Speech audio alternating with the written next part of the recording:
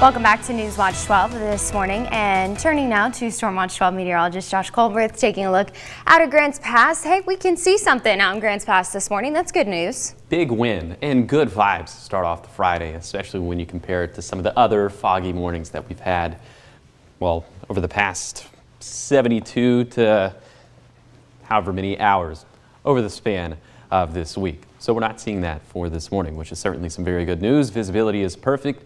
Temperatures are above freezing this morning in Grants Pass. We are at 34 degrees this morning for Medford. Teens and 20s for the east side, 20s, 30s, and 40s throughout Siskiyou County, and we're in the mid-40s there along the coast in Brookings, which is also where we're tracking some very light showers this morning into Curry County, moving into Josephine County. So the progression of this round is going to be pretty slow, but we'll have another round a little bit later in the day. So it's time to show you that with Stormcast. So you can see this round continuing throughout the rest of the morning, but then here comes the core of this storm system, or at least this little impulse, starting to arrive from the west and from the south by the time we get into the afternoon. And so this will continue spreading to the east throughout the rest of the afternoon into the evening. And by the time you're maybe, let's say, hitting the town for some dinner plans, it's going to be widespread rain and even a little bit of snow as well. And this will continue through midnight, but then we quickly clear out of here as we head into Saturday morning, and Saturday and Sunday should be very pleasant and very dry. In fact, Sunday looking pretty mild. I'll have more on that here in a second. But first, some of the rainfall projections through Saturday morning. Nothing too impressive, but the way it's looking right now is that the Rogue Valley is actually going to come out on top. So that would be a bit of a switch up compared to some of the systems we had back in January. Snow levels will start off right around 5,000 feet as the core of that storm system arrives, but then dropping down to around 3,500 feet overnight. Now, mind you, this is not a very wet storm system. It's also not going to be a very wintry storm system. Yeah, we could have 1 to 2 inches at Crater Lake, maybe a few inches for Siskiyou Summit, 3 to 4 inches for Quartz Mountain Pass, but nothing that really jumps off the page. But we have storm systems in the next week that'll look a little bit more interesting. Also, more on that in a second. So for today, cooler compared to yesterday. We're going to be about 10 degrees cooler than yesterday, and we'll have shower chances for areas along into the west of the Cascades, but then all of that will transition to the east of the Cascades overnight.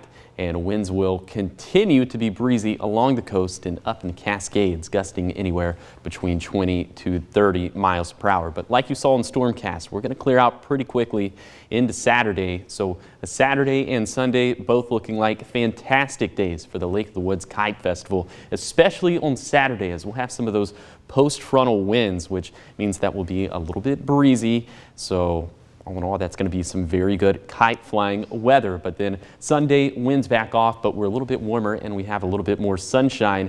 And enjoy that break, because we have another storm system that we're going to have to deal with Monday afternoon into Tuesday morning. And that one is looking like it is going to contain some very high impacts. We're already declaring a high impact weather day for Monday afternoon through Tuesday because snow levels will be so low.